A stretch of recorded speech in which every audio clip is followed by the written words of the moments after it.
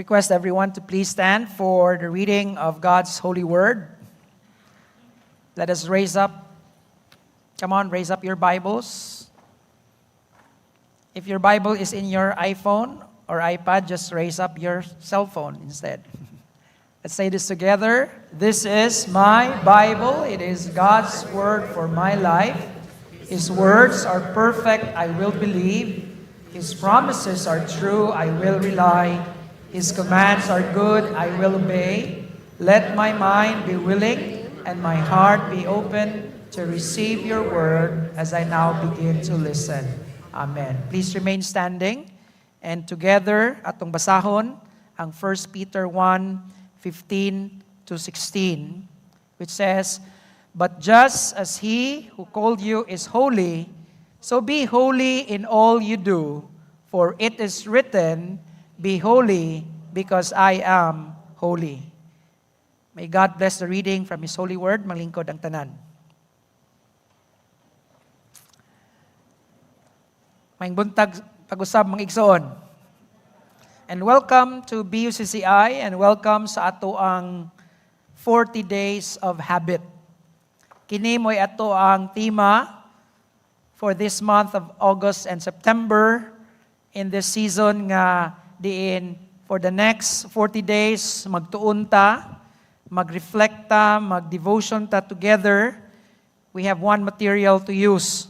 Mao na atong 40 days of habits. Now, if you remember last week atong gi-quote si philosopher ng Aristotle nga nag-ingon, we are what we repeatedly do. Excellence, therefore, is not an act, but a habit. Ikaw ug ako, nahimo ta tungod sa atong unsay gibalik-balik na tugbuhat. Di ba? Kung unsay atong kanunay ginabuhat, kung kanusa unsay una pirmi natong pagbuhaton matag adlaw, that becomes who we are. Mao na nga kung kanunay tang suko, ikaw nga tao, pirmi lang jud kag kasuko. Pero atong habit pod kanunay ta naghigugma, then we are defined by what we often do. If you remember, last week we ended with this phrase in Philippians 2:5. In your lives, you must think and act like Christ Jesus. Sa imong pagkinabuhi, kinahanglan ikaw magahuna-huna o magabuhat sama kang Kristo Jesus. And that is the theme for this year's 40 days of habits. Nga ang atong paghuna-huna o atong mga binuhatan, kinahanglan atong sundon ang mga habit, batasan ni Kristo Jesus. And in this series, mga igsuon, atong pagatun-an ang unom, no? Unom, dili 20, pero unom lang, kay 40 days raman ang ato ang tagal. Unom ka mga habits ni Jesucristo, unom ka mga spiritual disciplines nga kinahanglan gyud matag usa natong Kristohanon, ato ka nang mahimong magawi because that will help us become more and more like Christ. Mao ni makatabang nato mga igsuon nga motubo ta diha sa atong kaalam haron kita nakagamot gayud diha ni Ginoong Hesukristo. Ang unang habit nga atong pagatun-an mao kining habit of holiness, pagkabalaan. Now, I'm sure mga igsoon makahuna ta, pagkabalaan, murag layo ra man na kaayo, bilaan siguro, pero balaan, murag di man na nako mabuhat. No? Murag layo ra kaayo. Apan mga igsoon, sabto nato, nga kanang holiness, if there is one description of our Lord Jesus Christ, He was holy. The Bible says, be holy, for I am holy. Unsa may atong concept sa pagkabalaan? Siguro ang nasa atong unaw na balaan, santos na. Kana ng tao nga magsigirag puti, o niya na ay, murag na puti nga halo sa iyang ulo, mao nay holy, dili na ako. Siguro, kung nay mangutana nato, unsa may mong batasan, di gyud siguro to gamito ng holy as one description. No? Siguro mayon ta nga murag masunog makuha na nga description. Pero mga igsoon, what does the Bible say about holiness. Is holiness part sa imong pagkakristohanon? Ang imong pagkakristohanon ba, matawag ba nato nga balaan ka? Now, nag-ingon ang Biblia, but just as He who called you, ang atong Dios, balaan siya, so be holy in all you do. Now, mga igsoon, di ta ka-eskapuan eh. Kay klaro kay gisulti sa Biblia, nga sama nga ako nga nagtawag kaninyo, balaan, kinahanglan magbalaan kamo sa tanan ninyong pagabuhaton. Take note, in all you do. We cannot escape that, mga igsoon, because we are all called to be holy. Why? For it is written, be holy because I am holy. Ang atong Dios, ganahan siya nga kung unsa ang iyang batasan, kung unsa iyang description, maupod na. Kay gitawag ko tag Christian. Di ba? So kung Christian ta, sa ato pa nga ang atong batasan, parihan ni Christ. Pero unsaon man na nga, Christian ta, pero ang atong batasan, mura magdili si Christ. Mura mag si demonyo. So dapat ay dili ta Christian tawag na to. No? Demonyan. Okay? Kay mura magdemonyo. Pero ang Bible, klaro kay nag-ingon, pagbalaan ka mo, kay ako balaan. Now, in 1 Thessalonians 4:3, nag-ingon ang Biblia, God's will is for you to be holy. Klaro kayo? Ang kabubuton sa Dios para kanimo, nga ikaw magabalaan. Be holy. O palayo sa tanan nga mga sala. No? Stay away from all sexual sins. What else? Hebrews 12:14, nag-ingon, without holiness, no one will see God. Igsoon, this is a clear warning. Kung walay pagkabalaan, dili ka kita sa Ginoo. And that is very dangerous. Ngano? Because kung wala na to gi-practice, wala na to gi-pursue ang pagkabalaan, ayaw na lang gyud pag-expect nga ang Ginoo imong makita after ka namatay. Kaya giklaro na sa Biblia, without holiness, no one will see God, the Lord. That means holiness is very important. Ang holiness, ang pagkabalaan, kinahanglan yun natong buhaton. Ngano? Kay mao kini ang pamaagi nga mailhan nga kita luwas. Kita mga luwas. Now, let's try to define unsa maning holiness o pagkabalaan. Basin og wa ta kasabot unsay gisgutan sa Biblia, mao nang wa ta kibaw unsa itong buhaton. Now, the word holiness comes from the Greek word hagios.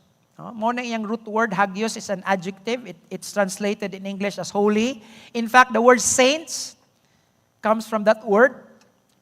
Hagiasmos is the noun, holiness, or sanctification. Hagiaso is the verb, to make holy, to sanctify. So kanang word holy, saint, sanctification, or sanctify, usara na kapulong sa Grigo. Maura na siya. Gilain-lain lang na itong translate. And ang essence, anak mga igsoon, unsa mangyoy pinaka-uyok ni anang word nga hagios. It means different, pagkalain, pagka-dili pariho. Others, otherness, unlike, or separate. Kung ato ning apply sa Ginoo mga igsoon, ang ingon na Biblia, ako balaan, sa ato pa ang pasabot ana nga, ako separate. Dili ko susama sa tanang butang. God is other. He's different. Dili siya pareha sa kahoy, dili siya pareha nato, sa tao, sa mananap, dili. Mao nay essence sa holy, pagkalain, pagkalinain. Alright?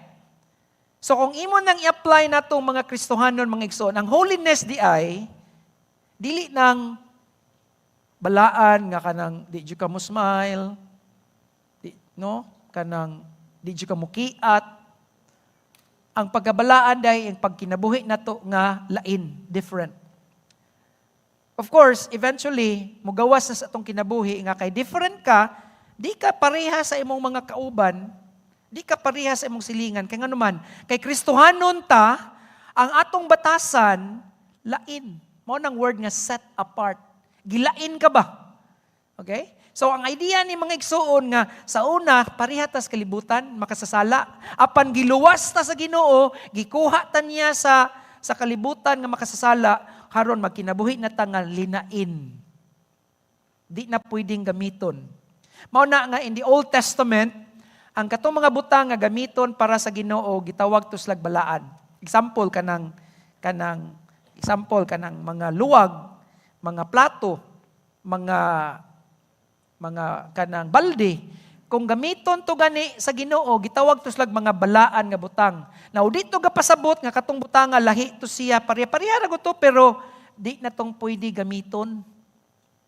Nganuman, ang gamit adto gilain na para gyud sa Ginoo. Mao nang atong kinabuhi. Nga kung ikaw giluwas na, ako giluwas na sa Ginoo, lahi na ka. No? Pinasahi na ka ba? Wa na ka, di na ka pareha sa uban nga pwedeng gamit nga to sa kalibutan. Dili na. Human na ta, gikuha na tangad to.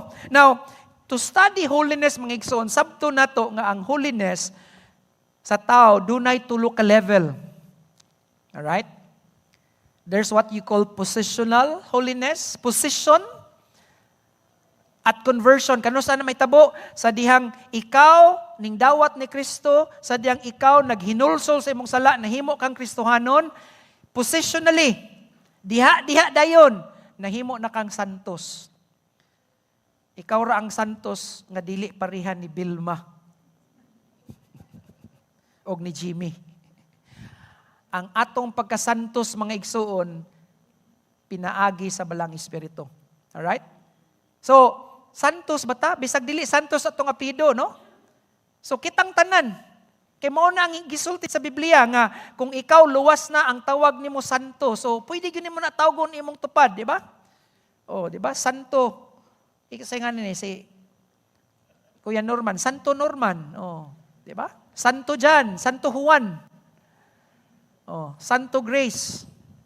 Okay? Kitang tanan, mga santos, mga igsoon. Ang itong una-una magod ang santos ka naman ng mga estatuo, mga ribulto. Sa Bible, mga igsoon, ang santos dili patay, buhi. Ang santos tanang mga katawhan, patay og buhi nga giluwas sa Ginoo. Diha nagsugod ang atong pagkabalaan sa dihang ning salig na ta ni Kristo, gibalaan na ka sa balang espiritu. Okay? Unya ang sunod ana nga level progressive. Progressive. Sa ato pa, sa panahon nga ikaw naluwas, tibuok natong kinabuhi, naga-progress ta, nagaonsam na, naga-sakat ta sa atong pagkabalaan. Meaning to say, the more you live for Christ, the more you become holy. Until the whole life. Unya, ang third anang level, mo na ng perfect holiness. Kanus araman kita ma-perfect mga igsuon, dili dinis kalibutan. Unya na. Okay? So, mo nang tulo ka level, positional, sa dihang ning tuo ka ni Kristo, gibalaan na ka. Unya, ikaduha, progressive, entire life na to, nagkinabuhi ta nga, balaan, until maabot ta sa perfect. Now, let me show you the verses. Okay? 1 Corinthians 6:9. Now, take note, kung imong adto ka sa 1 Corinthians chapter 1, makita nimo dito nga, kini nga sulat, gisulat ni San Pablo, ngadto sa mga saints in Corinth. Now, again, wala siya nagsuwat sa mga patay. Kaya ang santos, dili patay, buhi. Alright? So, dili pa ka maghuwat, mamatay ko, una ko tawagong santo maki. Ikaw o ako karon santo ka. Mao na mingahing, pastor, mura mag nanggigil ko tawag kong santo. Mao na. Kay wa ni mo gikinabuhi kung unsa ka. Di gyud ta dapat manggigil. Dapat ma-proud ta, ay santo dai ko. Salamat sa Ginoo. Now, unsa may sulti sa Biblia? Do you not know that the wicked will not inherit the kingdom of God? Wa ba mo nasayod nga ang mga makasasala, ang mga dautan, dili panag-iya, makasunod sa gingharian sa Dios. Do not be deceived. Ayaw kailad. Neither the sexually immoral, ang nagsimbag Diyos, kanang naghikap-hikap, simba-simba, nagludlod og mga ribulto, idolaters, nor the adulterers, mga mananapaw. Kisa man ng adulterers, kanang minyo ka, o niya nakig sexually related kaglaing tao nga di imong bana imong asawa. That's adultery. Homosexuals, kasabot naman siguro mag-unsay homosexuals. Unsa pa? Mga kawatan, mga hakog, greedy, drunkards, palahubog. Di man ko palabog, pastor, mainom lang ko.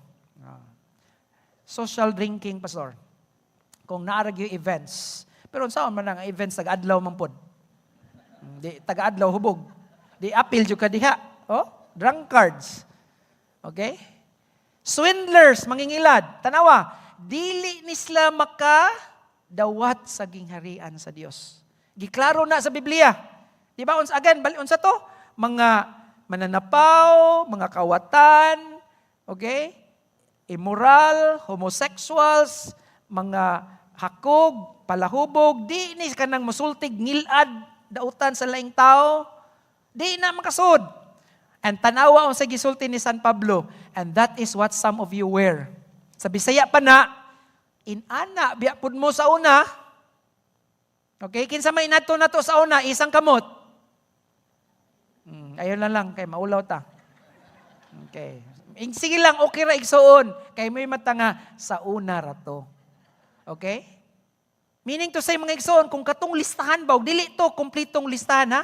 Ang gilista dito ni San Pablo, katurang mga iyang nailhan nga taga-Korinto. Imagine ha, ang simbahan sa Korinto, doon na dito yung mga bayot, doon na dito yung mga mananapaw, doon na yung mga kawatan. Pero salamat sa Ginoo, wala na sila karon. Ang sa unang palahubog, karon dili na, mainom na lang. Ang katong sa unang nanapa, wala na, o inigbiya na. Tuan na lang silang asawa, silang bana. Ang katong nangawat, ning undang nagpangawat. Ang katong nangilad, wala na nangilad. Nga naman, unsay sultis Biblia, kay kamo hugasan na. Kamo ginabalaan na. You were washed. You were sanctified. See? Gihinluan na mo. Bitaw na nga ang baptism. Mao na nga natay water baptism. Nganong importante ng water baptism? Now, ang water baptism, igsoon, dili na mo naghugas imong sala. Ang dugo ni Kristo. Simbolo lang na. Mao na nga iana kas tubig, simbolo nga hinugasan na kamo na nga inighawas ni mos tubig. It symbolizes nga karon bag-o na akong kinabuhi diha ni Kristo. See? Katong mga ngilad sa una ra to. Okay? Pero ako karon gihugasan na, gibalaan na, you were justified in the name of the Lord Jesus Christ. Kinsay naghugas na to igsoon?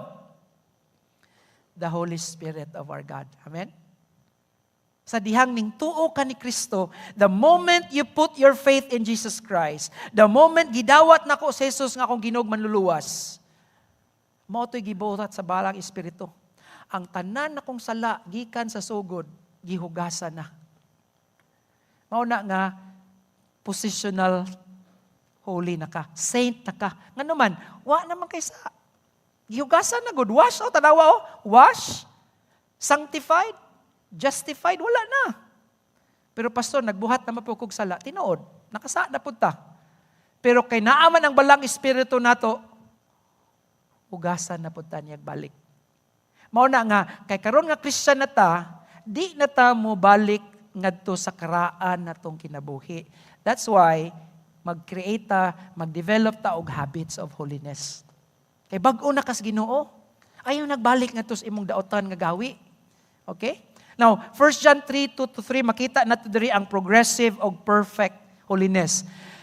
But we know that when Christ appears, kanus man sa pagbalik ni Kristo, ingon ang Bible, we shall be like Him. Nasayod kita nga sa pag-anhi ni Kristo, masusama ta niya. Okay? For we shall see Him as He is. Now, unsa man si Kristo? Si Kristo was holy. Diba? Jesus Christ was pure. Ang ingon ng Biblia nga, kung mubalik na si Kristo, masusama ta niya. Meaning to say, mga igsuon, kanus amata masusama ni Kristo perfectly, inigbalik niya. Pero kay wa man siya nagbalik mga igsuon, mauna nga, mo practice ta pagkabalaan. Diba? Practice ning atua. Nag-practice ta, kay nga naman, ma-perfect ta, inigbalik niya. Pero while nagpaabutan niya mga igsuon, look at 1 John 3:2-3, everyone who has this hope in Him,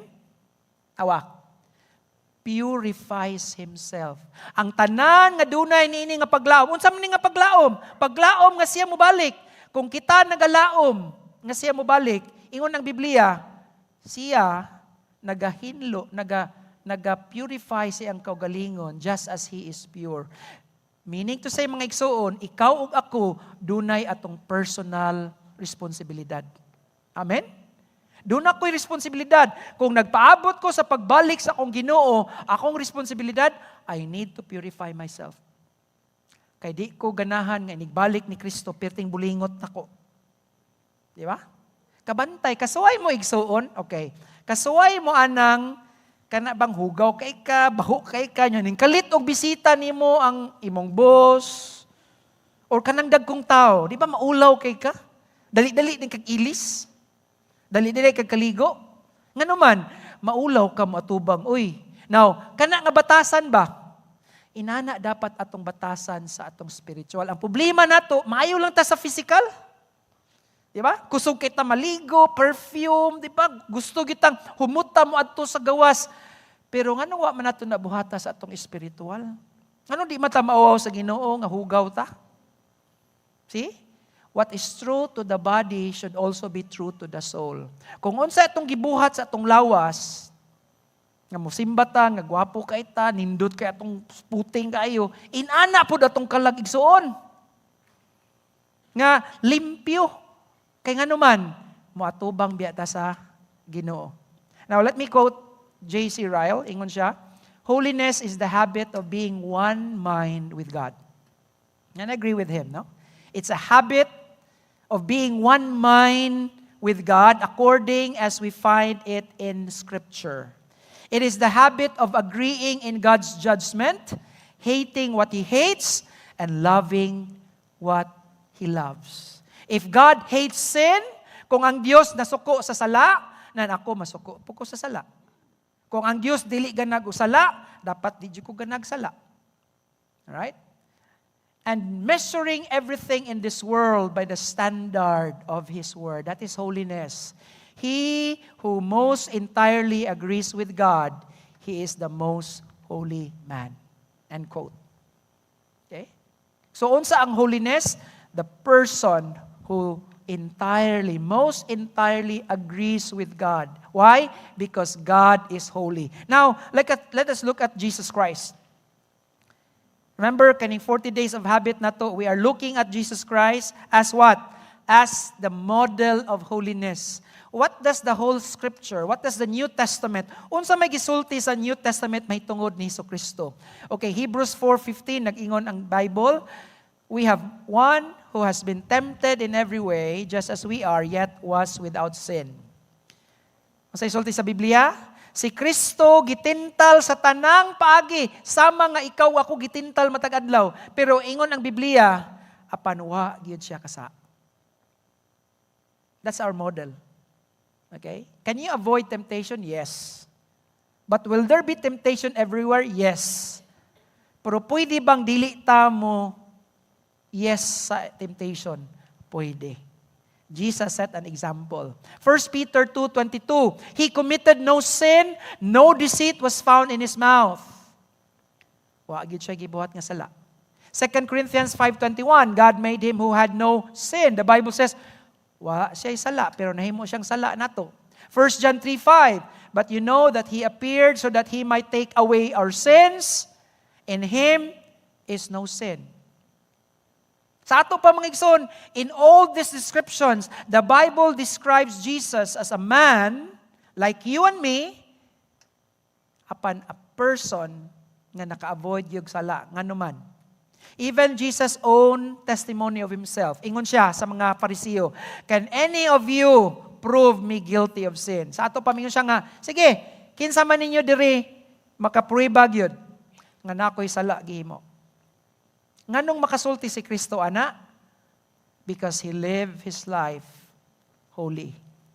Now, ang pangutana karon mga igsoon, how can we be holy like Jesus? Remember, si Jesus mo itong model. Okay? Now, if you remember sa atong Bible study this week, di ba we learn principles like, sa to? Number 1, clearly define your habit. Sa to ito, you remember, tanawa yung notes. Determine who your why. Okay? And then do it daily. Buhaton na to balik-balik para mahimong habit. Now, notice the fourth dito nga principle. Unsa may ingon? Divide it to smaller steps. So, mao na itong buhaton mga igsuon. The concept of holiness is so big, pero I tell you, in these Sundays, we are going to learn unsaon na to pagbuak-buak niya into smaller steps para dali na nato makabot ang pagkabalaan. Alright? So, let's divide it into 5 steps. Smaller steps. So that ma-accomplish na to ang pagkabalaan. Ngano? Because ang Bible nag-ingon, kung dili ka balaan, di ka kasod sa langit. Mao na ngagbalaan gyud ta. Okay, let's go with step number 1. Pray to be holy. Okay? Lisod ba nang magampo? Dili. Diba? Pray to be holy. Everything starts with prayer, mga igsoon. If we want to be healthy, magampo matas Ginoo, Lord, tagay ko good health. Kung gusto tang madato, magampo mata nga, Lord, tabangi, panalangini akong gigusyo, Lord, para madato ko, Lord, para makahatag ko simbahan. Di ba? Sala, day na magampo kang madato. Di man, kung ipangayo ni mas Ginoo. Mao na nga, kung kita gusto mabalaan, magsugod po ta sa pagampo. Ngano? Because si Jesus, nagsugod siyang adlaw diya sa pagampo. If we want to live holy lives daily, we must start our day with a prayer. Notice Jesus, Luke 6:43. Very early in the morning, while it was still dark, Jesus got up. Tanawa ha, sayos buntag, ngit-ngit pa, ning bakod ang atong Ginoo, ning biya sa balay, ning adto siya sa nang solitary place, sa ato pa mingaw nga dapit, haron siya makaunsa, makaampo. Okay? And notice I used their symbol sa Discovery Bible. Kana nga symbol, it means it's a continuous thing. It's something, it's an imperfect tense. That word pray there is imperfect tense, meaning it's something that never terminates. That means nga si Jesus always pray. Ingon ang Bible, pray without ceasing. Di mo undang sa pag-ampo. So that's how Jesus starts his day. So binita nga, nganong si Jesus, taga-adlaw, he will be confronted og mga lagalain nga mga pagsulay. Makatubang siya lain-lain nga mga temptasyon. Pero nganong di man siya kasala, kay nagsugod yun sa pag-ampo. Amen? And that's the first step, mga igsoon. If you and I wants to be holy because God is holy, let us pray. No? Atong ipakita, Lord, bugat magyud nang mabalaan, Lord, kaya wa ko naanad ana, Lord. Pero nagampo ko, Lord. Balaan ako ko Ginoo. Okay? Everything starts when we pray. So, start to pray to be holy. Lord, ilikay ko sa temptation because I want to be holy like you. Ingon ang Bible, draw near to God and He will draw near to us. How can I be more like God? Igsoon, kung kinsay pirming kuyog-kuyog nimo, mapariha ka. Diba? So, way og kuyog-kuyog o gwapa. Nya, di ka gwapa. Di ba klaro jud kaayo? Nga di ka gwapa. Kaya ang naong di mausab. Pero ang batasan, mausab. Sige, suway o kuyog-kuyog o sigig sultig bad words, diba? Sooner or later, masundog na kanyag bad words. Pero suway o sundog nga tao nga tarong nga kanang maayog batasan, kain kayo, diba? Matakdan ka, diba? Matakdan juga ka. So, ang sikreto ng mga igsoon, ingon ang Bible nga, paduol sa Ginoo, kay kung kita magpaduol sa Ginoo, mo unsa man siya? Mo paduol na to. Mo nang matakdan ta. Ang problema nato ang ato nagsige matagpaduol sa mga dautan. Di ba? So, ang imong gipadulan pirmi ang panuway, edi mao na imong kinabuhi. You will become who you are constantly with. So, kung kita kanunay nagpaduol sa Ginoo, guess what? Ang pagkabalaan sa atong Ginoo mupisik sa atoa. Mao na mga igsoon nga, if you really want to live a holy life, you pray for it. Pangayo pag-ampo every day. Lord, I want to be holy karon, Lord. I know this is a tough day. Siguro na may mga adlaw nga bad day gyud. Tagai ko og grasya, Lord, nga magpadayon akong pagkabalaan. Okay? Number 2, second step. Purify thoughts by the Word of God. Remember, ang atong dili balaan, asa magsugod igsuon. Natanan dire. Diba? Nadiri tanan gasugod. Nadiri tanan gasugod. So, if we want to practice holiness, asa man magsugod ang holiness sa atong pag-ampo, ikaduha, sa atong thoughts. Dapat ang atong thoughts na purify sa pulong sa Ginoo. Ngano? Because the devil starts working in our mind.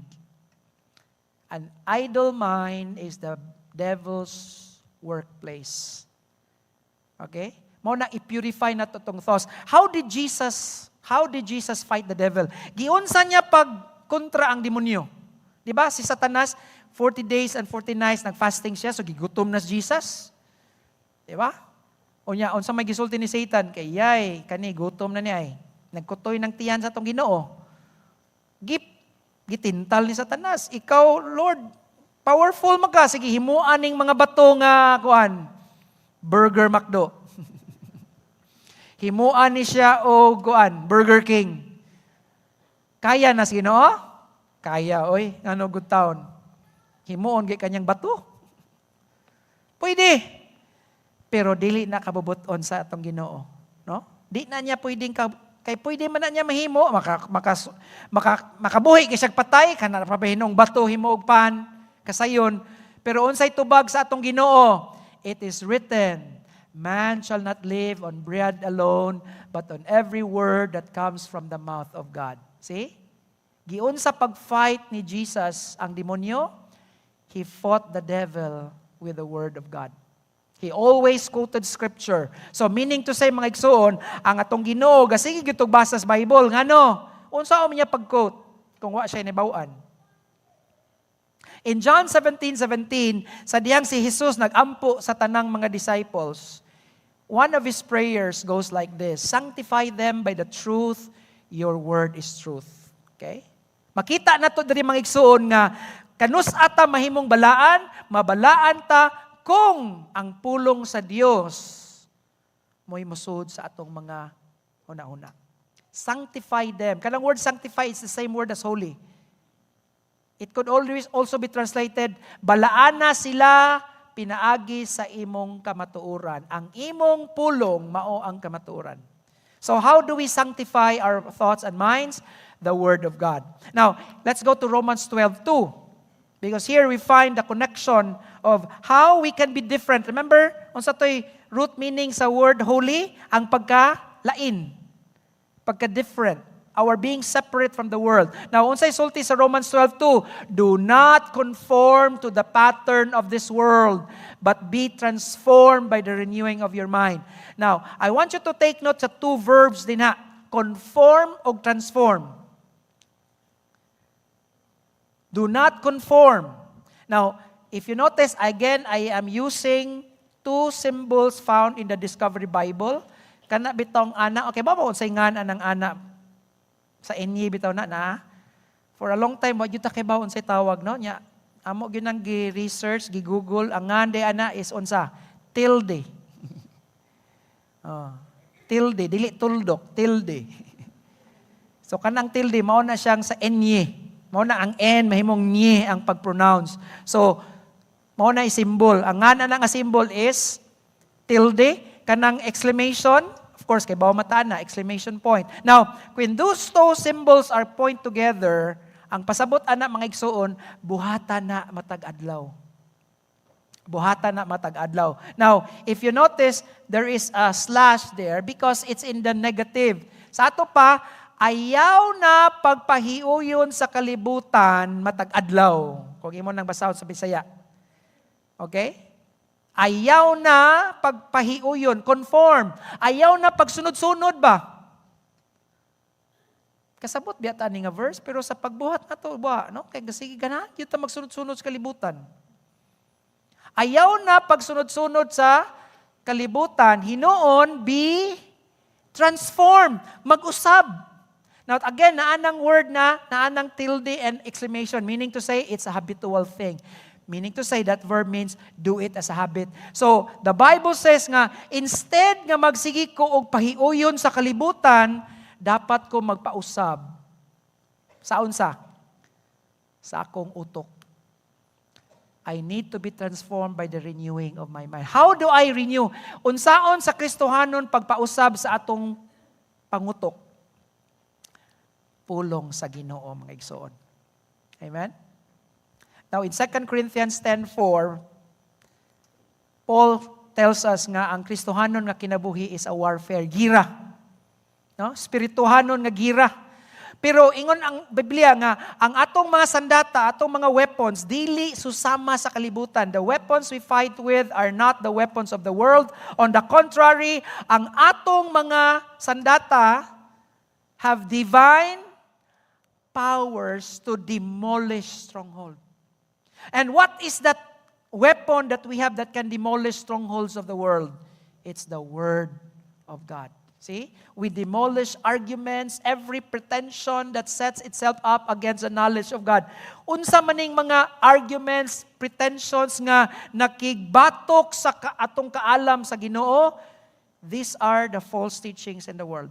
These are the philosophies of the world. Nga mo'y nakigira sa atong knowledge sa Ginoo. Unsa man may example ani?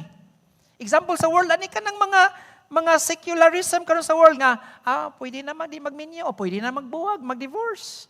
Pwede na magminyo, laki sa laki, bayi sa bayi. Pwede na ang imong, di ka ganag-anak, hala, ipalaglag na, legal na. Maunay mga naas kalibutan, mga igsuon. Ning kontra na siya sa atong naibawaan sa Dios. Iya na ni Satanas. So, ang mga utok sa kalibutan karon gina-brainwash na nga okay na, mabitaw na, mutan-aw tag salida, gagmay pagani, gitolerate na. Nga naman, because brainwash na itong mga bata, nga okay ra na. Di ba? Okay ra na. Mao nang kalibutan. See? Pero, ingon ang Biblia, nga kanang mga klase nga pagtulunan, kana nga mga lifestyle, worldly lifestyle, unsa may sulti sa Bible, we take them captive to make obedient to Christ. We take captive every thought. Unsa man nga mga thought, katong mga kalibutanon nga mga thoughts, we make it obedient to Christ. And how can that be possible, mga igsoon? How can the worldly thoughts be captive to Christ? It is only through the Word. Amen? How can a young person stay pure? Unsay tubag? By obeying your word. See? How can I live a holy life? Magsugod yun na. I need to purify my thoughts with the word of God. So, di na kayo lisod, no? Una, unsa to? Pray. Pray to be holy. Ikaduha, purify. So, kinahanglan di ko maminaw sa pulong sa Ginoo. Kinahanglan di ko mubasa, mao nang natay Bible study. Mao na nga, ang disiplina nato aning 40 days every year, mga igsoon, minaw ta sa wali, moapil ta sa Bible study every week, unya, mubasa ta sa Bible every day. See? Why do we practice this? Because these are the practices that brings us to heaven. Okay? Reading the Bible. Okay, let's go to number 3. Please God in everything. If we want to be holy, the third step, mga igsoon, sa may Bisaya og please. Ha? Magpahimuot yuta sa Dios sa tanang butang. Okay? So it's a mindset. Mindset na siya nga, nasa kong mindaan nga, sa to una, I need to pray. Naka-pray na ko, Lord. Unya, ikaduha, nagbasa na ko sa pulong. Inigawas na to sa balay, make it a habit nga ako yung gusto nga ipahimuot ang Diyos sa tanang butang. So kung if I want to please God in everything that I do, that means I'm careful with everything what I say and everything I do, everything I think. Ano man, I will always ask myself, pleasing ba ni Lord? Kumutan-aw ko mga babae nga sexy kayo, pleasing ba na ni Lord? Mingon si Lord, tanawa rin mga asawa. No. Di ba? Muna, mga bana, naminaw mo? Paminaw. Ayaw tanaw glain. Okay? Pleasing sa Ginoo. Sexy. Ay mong asawa, Lord, di man sexy akong asawa. Isipin mo na lang. Mo na ingon. Di ba? Isipin mo na lang. Kaya mo man lang asawa. Kaysa na makasala ka. Di ba? Isipin mo na lang. Okay? Nga naman, because ang goal na to nga sa tanang butang, atong mapahimot ang Ginoo niya, kay bao man ang Ginoo sa atong ginauna. Amen? He knows. Kung sa itong ginauna, okay, tanaw na to balik si Jesus, no? John 5:30. Ingon si Jesus, "For I seek not to please myself, but Him who sent me." Mao na itong sundugon. Unsay gingon ni Kristo? Ang iyang gipangita mao ra gyud dili ang pagpahimot siyang kaugalingon kundi ang Ginoo. So, igsoon kung mao na itong prinsipyo sa kinabuhi, mahimo gyud ang huli. Nganuman, example, ato na ta gawas na ta. Natay angay buhaton pero atong ginauna dayon. Kung ako ning buhaton mahimuot jud ko. Pangutana, mahimuot bang Ginoo? Murag di gyud, di ba? Example, padong na ka masuko. Padong na ka mag-wild. Kay unsa ning ga-drive sa imo tubangan nga gahinay-hinay, nga gadanghag. Di lami na jud kayo di ba? Pero imo na yung naon kung ako'y pabuton ani gyud kalami na gyud mo daog ani og puspusan kum ning drivera. Di ba? Kung ikaw ang magbuot. Pero unsa may sulti ni Kristo, I seek not to please myself but Him who sent me. So Lord, dili na lang. Di ba? Dili, Lord. Nga naman, di man ni makapahimuot ni mo, Lord. Si Satan mahimuot, ani, tinuod. Mao na yung naon. Unsa may goal sa atong kinabuhi? Atong i-please si Lord or atong i-please si Satan? Si Lord. Mao na nga kung atong prinsipyo is to seek always to please Him, it will stop us from doing unholy things. Amen?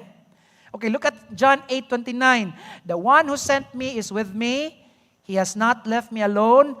Nga naman, awa ang principle ni Christ, for I always, see, habit na, nga naman, always man, sa tanang butang yang buhaton, I always do what pleases Him. See? So, kung ato nang sundon mga igsoon nga habit ba nga, sa tanang butang, bisag way nagtanaw, if we always make it a habit, nga akong yung pahimot ang Ginoo, I tell you, magkadugay, di na ka makasala. Di na po nga di juga kasa, kay makasa magyud ta. Pero dili na pirmi. Amen? Nganuman, naglikay naman ka. Kay nganuman, ang imong goals kinabuhi, ako mang ipahimuot ang Dios, nga siya mahimuot, dili ako. Alright? Now, unsa man day nakalahian mga igsuon kung ang atong kinabuhi napasala. Mao nay nakalahi, Romans 8:8. Those controlled by the sinful nature cannot please God. Yawa na?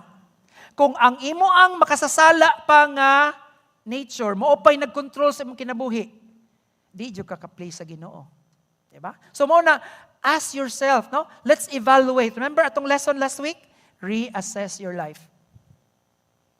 Kinsa may nag-control sa akong life karon? Ang sinful nature o ang Holy Spirit. Diba? Kung born again na ka, kinsa na nag-control sa imong life? Holy Spirit. O niya, ang Holy Spirit, mo yun din na nimo panikas. Mga na din Holy Spirit. No? Mo yun din Holy Spirit nga, tanawa to kay, indot kay to, gwapa kay to. Mga na din Holy Spirit. Dili uy. Diba? Mo yun din Holy Spirit nga, lalakaw dito, pag inom pagdaghan kay, lami kayo, bugnaw kayo. Diba? Lingaw kayo mga barkada. Mga na din Holy Spirit. Dili. See? The sinful nature cannot please God.